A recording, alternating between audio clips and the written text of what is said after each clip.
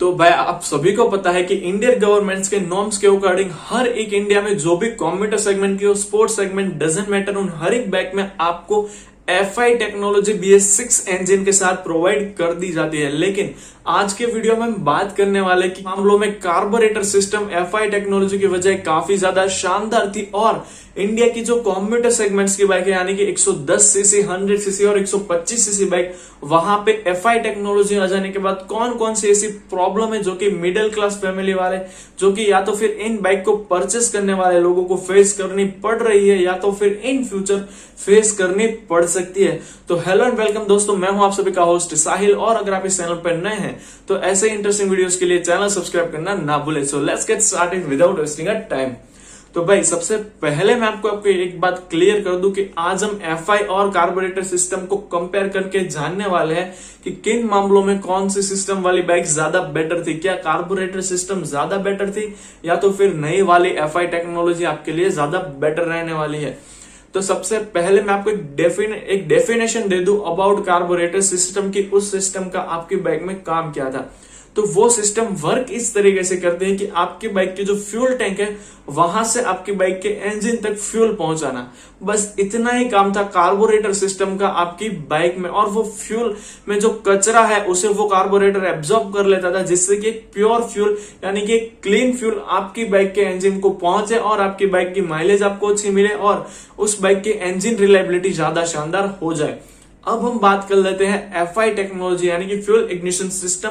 आखिरकार इस सिस्टम का वर्क कैसे करता है। तो सबसे पहले मैं आपको बता दूं कि FI टेक्नोलॉजी वर्क इस तरीके से करती है कि वो आपकी बाइक के इंजन की जो आप जब भी अगर मान लीजिए कि आप 30 की स्पीड पे रेगुलरली चल रहे हो तो वो वहां पे डिसाइड करती है कि अगर आपकी बाइक कंटिन्यूअसली 30 से 40 के बीच में चल रही है तो उस वक्त उस एग्जैक्ट टाइम आपकी बाइक का जो इंजन है उसे कितने फ्यूल की नीड है, बस उसी तरीके से थोड़ा थोड़ा फ्यूल आपकी बाइक के इंजन को सप्लाई करती रहती है। जिससे सबसे बड़े दो फायदे आपको देखने को मिल जाता है। एक तो कार्बोरेटर सिस्टम वाली जो बाइक्स आती थी उनके मुकाबले माइलेज इंक्रीज हो जाती है और दूसरा जो फायदा आपको देखने को मिल जाता है पॉल्यूशन कम हो जाता है, जो कि काफी बड़ा फायदा आपको यहाँ पे BS4 के मुकाबले BS6 वाली FI टेक्नोलॉजी वाली बाइक में देखने को मिल जाता है।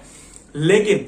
यहाँ पे बहुत सारी और भी प्रॉब्लम्स आ रही है जो कि आपको हर एक FI बाइक में कभी ना कभी फेस करनी पड़ सकती है। सबसे बड़ी प्रॉब्लम मिनिमम फ्यूल की, कि आपके पास अगर कोई भी FI टेक्नोलॉजी वाली बाइक हो, कोई भी डजंट मैटर, स्पोर्ट बाइक हो या फिर कम्प्यूटर सेगमेंट की, डज नॉट मैटर, लेकिन आपको उस बाइक में मिनिमम 1 से 1.5 लीटर फ्यूल रखना पड़ता है। अब वो इसलिए रखना पड़ता है कि आपकी बाइक का जो फ्यूल इग्निशन मीटर है, मैंने आपको बताया, वो आपकी बाइक जितनी भी स्पीड पे चल रही होती है उस स्पीड को डिटेक्ट करता है और उसी तरीके से इंजन में फ्यूल सप्लाई करता है। तो उस वक्त अगर आप मान लीजिए कि आपकी बाइक का फ्यूल टैंक बिल्कुल ही एम्प्टी हो चुका है यानी कि बिल्कुल ही खाली हो चुका है, उस वक्त अगर जब आप कार्बोरेटर सिस्टम वाली बाइक आती थी वहां पे आप सभी को पता है कि फ्यूल ना होने के बावजूद भी आप थोड़ा बहुत फ्यूल उसमें बचा हुआ होता था या तो फिर रिजर्व सिस्टम आती थी, उसे यूज करके आप अपनी बाइक को नजदीकी फ्यूल स्टेशन पे जाके फ्यूल फिलअप करवा लेते थे। लेकिन अब यहाँ पे आपको कोई रिजर्व सिस्टम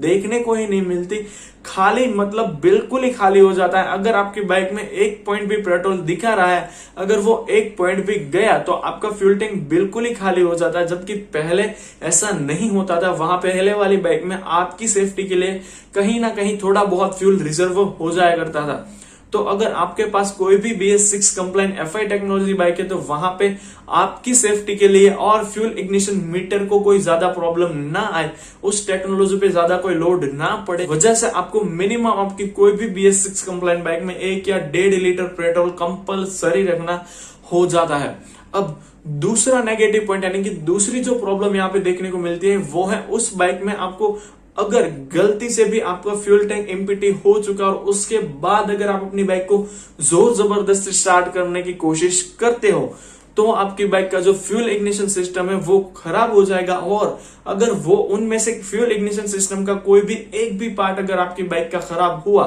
तो उसका खर्च आपकी जेब पे महंगा पड़ सकता है। जबकि जो कार्बोरेटर सिस्टम आती थी वहां पे पहले ऐसा कुछ नहीं होता था। अगर मान लीजिए कार्बोरेटर सिस्टम में आपकी बाइक का कार्बोरेटर खराब हो जाता था तो वो कम से कम खर्च में रिपेयर हो जाता था। यानी कि फ्यूल इग्निशन FI टेक्नोलॉजी वाली जो बाइक है उन सभी बाइक की जो मेंटेनेंस कॉस्ट है वो in compare to carburettor system वाली बाइक्स के मुकाबले ज्यादा हो जाती है।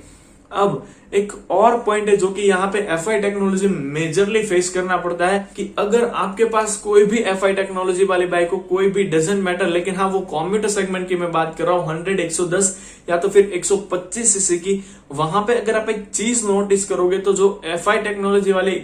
कॉम्प्यूटर सेगमेंट्स की बाइक आती है वहां पे मेजरली ये नया प्रॉब्लम होना स्टार्ट हो चुका है, वो है इंजन हीटिंग प्रॉब्लम। जी हाँ, ये प्रॉब्लम सिर्फ हीरो की बाइक्स में नहीं बल्कि होंडा की बाइक और इनफैक्ट यहाँ पे प्लेटिना एज गियर जैसी बाइक्स में भी देखने को मिल रहा है। और साथ ही साथ ये प्रॉब्लम TVS स्पोर्ट्स में भी देखने को मिल रहा है। और मैं आपको गारंटी से बता रहा हूं कि ये प्रॉब्लम मैंने भी फेस किया है TVS स्पोर्ट्स जब चलाई थी उस वक्त। यानी कि इंजन हीटिंग प्रॉब्लम इस वजह से हो रहा है कि पहले कार्बोरेटर सिस्टम में मैंने आपको बोला वैसे भरपूर फ्यूल आपका जो इंजन था उसे पहुंचता था, लेकिन अब फ्यूल की एक लिमिट हो जाती है, वो जरूरियात के हिसाब से ही आपके इंजन को फ्यूल पहुंचाता है। इस वजह से कहीं कभार फ्यूल इग्निशन सिस्टम में कोई प्रॉब्लम आ जाती है तो आपके इंजन पे लोड होना स्टार्ट हो जाता है और उसी लोडिंग की वजह से आपके बाइक का इंजन हीटिंग होना स्टार्ट हो जाता है। और साथ ही साथ सबसे बड़ा जो यहाँ पे फ्यूल इग्निशन सिस्टम का जो नुकसान है यानी कि जो नेगेटिव है वो आपको देखने को मिल जाता है प्राइस। आप सभी को पता है कि हर एक BS6 FI टेक्नोलॉजी वाली बाइक की price minimum BS4 carburettor system वाली बाइक के मुकाबले 5 से 7 हजार रुपए तक इंक्रीज हो चुकी है। बाइक हो, कार हो, डजंट मैटर, लेकिन प्राइस इंक्रीजमेंट बहुत ही ज्यादा हुई है। हालांकि नो डाउट आपको एक एडवांस टेक्नोलॉजी प्रोवाइड करवा दी जाती है, लेकिन उस एडवांस टेक्नोलॉजी के जितने फायदे आपको देखने को मिलते हैं उतने ही उस एडवांस टेक्नोलॉजी आपको नेगेटिव्स भी देखने को मिल जाते हैं। तो अगर आप 5 से 7 हजार रुपए खर्च करना चाहते हैं, जो कि आपको करना ही पड़ेगी क्योंकि अब तो कोई कार्बोरेटर सिस्टम वाली बाइक नहीं मिल रही। और पर्सनली आई सजेस्ट कि अगर आप शोरूम पे जाओ और उन लोगों के पास कोई भी स्टॉक में अगर कार्बोरेटर सिस्टम वाली बाइक पसंद पड़ी हुई है और अगर वो बाइक आपको पसंद भी है और अगर उस बाइक का जो प्राइसिंग है वो अच्छी तरीके से वो लोग कम करके देते हैं तो देन आई पर्सनली सजेस्ट कि आप FI टेक्नोलॉजी वाली बाइक को छोड़ते हुए किसी भी कार्बोरेटर सिस्टम वाली बाइक के ऊपर चले जाइए। वो इजी टू मेंटेन भी रहेगी, साथ ही साथ आपकी सेफ्टी के लिए थोड़ा बहुत पेट्रोल भी वहां पे रिजर्व रहता है और उसका मेंटेनेंस कॉस्ट भी कम है। और in compare to BS6 compliant bikes के मुकाबले आपको वहां पे कम पैसे भी चुकाने पड़ेंगे। यानी कि कार्बोरेटर सिस्टम अगर हम एक तरीके से देखने जाए तो सबसे अच्छा सिस्टम था और वो पर्सनली FI की वजह तो काफी ज्यादा शानदार था। आपको माइलेज भी उतनी मिलती थी, माइलेज में किसी भी बाइक की ज्यादा पर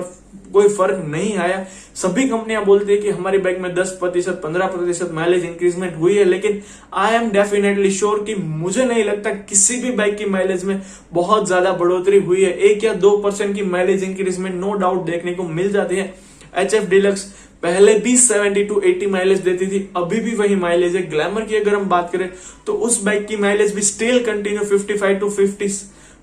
to 65 के बीच में मिल जाती है। शाइन की वजह SP जो आई है उसकी माइलेज भी स्टिल उतनी है। Platina as gear still mileage, कोई माइलेज डिफरेंस देखने को नहीं मिलता है। तो अगर आपको कोई कार्बोरेटर सिस्टम वाली बाइक मिल जाए और अगर आपका वो डीलर आपको एक गारंटी देता है कि वो उस बाइक की रजिस्ट्रेशन भी करवा देगा और वो बाइक कम प्राइस में मिल रही है, then that was the definitely best deal for you. तो बस दोस्तों यही थी हमारी आज की वीडियो। आई होप दैट आपको वीडियो पसंद आया तो for more that of interesting video please subscribe the channel and hit the bell icon for regular video notifications updates. So thank you friends for watching this video till the